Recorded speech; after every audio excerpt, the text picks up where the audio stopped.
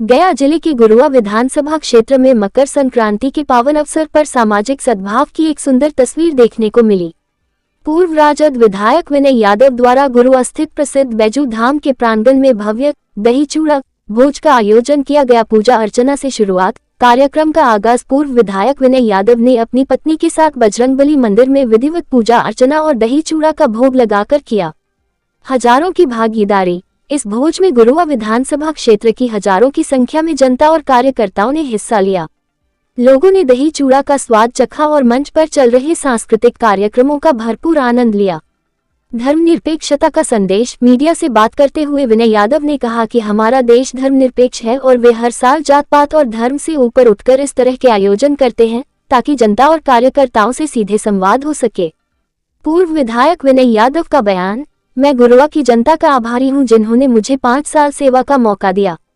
मैं किसान का बेटा हूं और हमेशा किसानों के हित में खड़ा रहूंगा।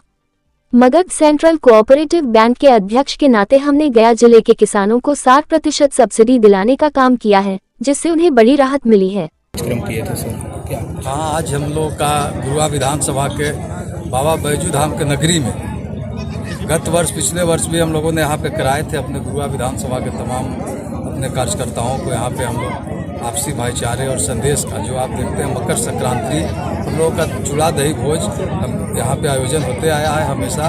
पिछले बार भी मैं अपने विधायक थे, मेरी मैडम यहाँ प्रमुख है, तो पिछले बार भी बैजू धाम में हम लोगों ने आयोजन किए थे। इस वर्ष भी हम लोगों ने आयोजन किया है ताकि हम लोगों का जो भाईचारा है आपसी लोगों को सबको मिलने जुलने का यहाँ पे, और मकर संक्रांति में ढेर सारी सबको शुभकामनाएं, सबको बधाई देते हैं। और ये जानते हैं कि आज से दिन जो है खरमास खत्म होती है, शुभ दिन होता है। मकर संक्रांति के बाद सभी लगन जो है चालू हो जाते हैं। लोगों को अपना शुभ जो भी गृह प्रवेश हो, शादी हो, तमाम कार्य हो आज के दिन से शुरू होता है। और यहाँ पे किसानों का भी ये संदेश है कि नई फसल का जो होती है उसका हम लोग चूड़ा खाते हैं।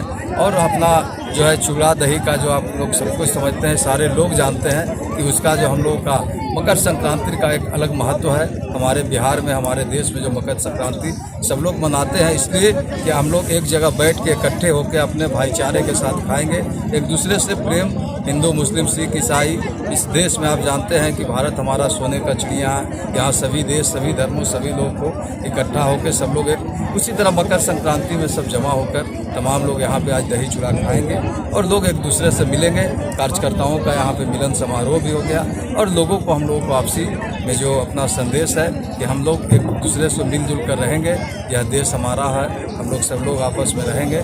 तो आज मकर संक्रांति के अवसर पर हम लोग तमाम लोग यहाँ पे दही चूड़ा भोज में यहाँ पे जमा हुए हैं। तमाम अपने गुरुआ विधानसभा वासियों को, अपने क्षेत्रवासियों को, अपने कार्यकर्ताओं को भी बधाई देते हैं कि सब लोग यहाँ पे आज मौजूद हैं, यहाँ पे आए हैं। इसलिए सबको कोटि कोटि धन्यवाद। क्या अनुमानित रहता है सर, कितना लोग यहाँ पर भीड़ हो पाती है? यहाँ पे पिछले बार भी आयोजन हुआ था, लगभग 5 से 10 हज़ार के बीच में जो भी लोग आएंगे यहाँ 11 बजे से 4 बजे तक चलते रहेगा, ये आयोजन चलते रहता है। तो यहाँ पे जो लोग आएंगे अपना कार्यक्रम को अपना दही चूड़ा खाएंगे।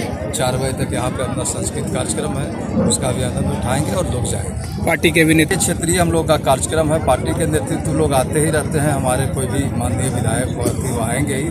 तो ये तो भाई गुरुआ विधानसभा के तमाम जगह पे आप देख रहे हैं, हर जगह पे होता है। तो ये कार्यक्रम कोई पार्टी लेवल पे हम लोग नहीं थे कि उच्च स्तरीय नेता को यहाँ पे कोई विशेष आमंत्रित है, लेकिन सब कार्यकर्ताओं को हम लोगों ने बुलाए हैं। इसमें आज कार्यक्रम क्या संदेश देंगे लोगों को? सभी को यही संदेश देंगे कि आपसी भाईचारे के साथ विकास के रास्ते पे एकजुट होकर, जिस तरह से गुरुआ विधानसभा को हम लोगों ने 5 साल में जो सेवा किए लोगों को आप देखे होंगे। और अभी मैं मगध सेंट्रल कोऑपरेटिव बैंक के चेयरमैन हूँ। किसानों को हित में हम लोगों ने भाई गया जिला में, बिहार में हम लोग जिस तरह से धान अधिप्राप्ति में 60% लोगों को हम लोगों ने सीसी दिया कि ज़्यादा से ज़्यादा किसानों को सेवा कर सके, ज़्यादा से ज़्यादा किसानों को धान अधिप्राप्ति हो सके।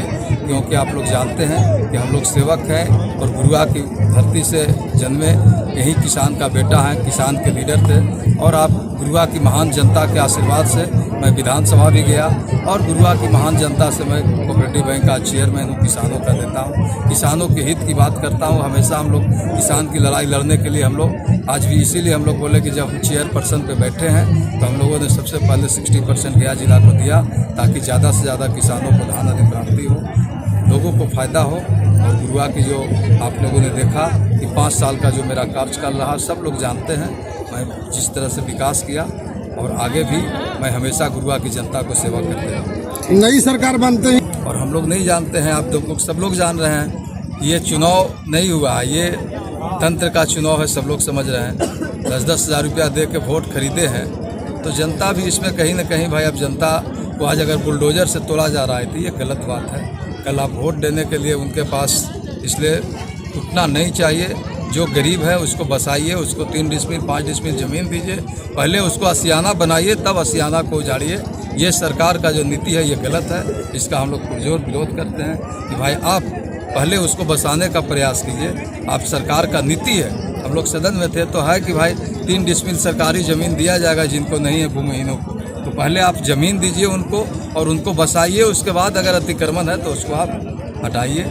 लेकिन ये एक बैग किसी को आशियाना को उजाड़ दीजिएगा तो गरीब आदमी कहाँ पे रहेगा। हम लोग आप ही लोग के चैनल से देखते हैं कि कोई नदी में, कोई नाला में, कोई बेचारे ठंड में ठिठुर रहे हैं, तो ये अपने जो यहाँ के भाई मालिक हैं उनको ये नहीं चाहिए। जनता उनके से अति है भाई, आप जनता के हित के लिए आए हैं तो जनता के हित में ये काम अच्छी नहीं है।